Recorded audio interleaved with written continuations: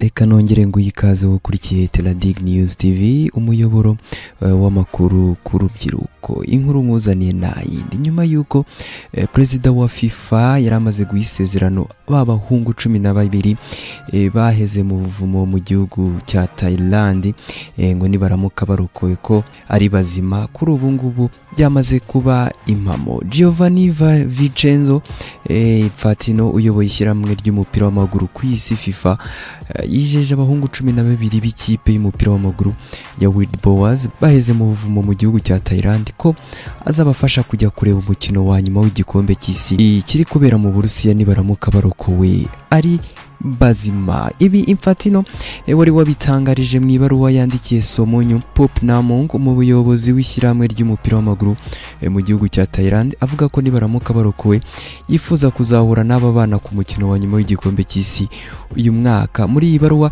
Infantino yanditse avuga ko yifatanyije n'imiryango yabo bana ndetse n'abanya-Thailand bose bari mu bihe bitoroshye, ndetse akaba yizeye ko aba bahungu bose bazarokorwa ari bazima, ndetse akaba nifuza guhura nabo i Moscow mu Burusiya bareba umukino wa nyuma w'igikombe cy'isi. Kuri ubu ngubu rero inkuru yamaze kuba impamo. Rero iki gikorwa cyari kimaze iminsi 3 kiri gukorwa hashakishwa aba bana uko bose ari 12 bamaze kuboneka kuri uyu munsi wo kuwa kabiri ahagana saa 8:30 za hano mu Rwanda. Ni ibyishimo rero bikomeye ku banya-Thailand, dore ko ari inkuru yari imaze guhangayikisha benshi mu batuye isi, by'umwihariko ku bakunzi b'umupira w'amaguru. Aba bahungu 12 n'umutoza wabo babonetse kuri uyu munsi wo kuwa gatatu agana saa 8:30 bari baraheze muri ubwo buvumo mu majyaruguru y'iki gihugu itariki ya 23 y'ukwezi gushize kwa Kamena, nyuma y'imvura nyinshi yaguye mu gace gaherereyemo ubu buvumo igateza imyuzure yanageze muri ubwo buvumo mu cyumweru gishize. Abahanga mu byo koga bibira hasi mu mazi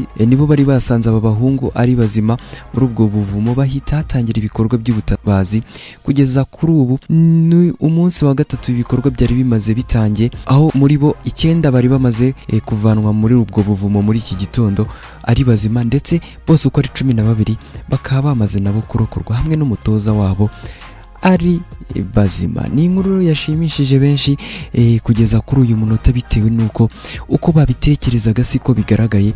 Bumvaga ko aba bana bose harimo abari buvemo bamaze kwitaba Imana, ariko bose kugeza kuri ubu ngubu bavuyemo ari bazima. Ubigitegerejwe no kwitegura ubundi bakazamanuka ku itariki ya 15 mu gihugu cy'Uburusiya bajya kwirebera umukino wa nyuma w'igikombe cy'isi. Reka ngensoreza hangana iyi nkuru y'ibyishimo, nkomeza kugushimira wowe wari udukurikiye kuri Teladig News TV umuyoboro w'amakuru ku rubyiruko. Nkomeza kugushishikariza gusura urubuga www.teladignews.rw ukomeze ubone n'andi makuru menshi kandi agezweho. Reka ngensoreza hangaha nakagaruka. Amazina yanjye ni Hirwa Redemptus.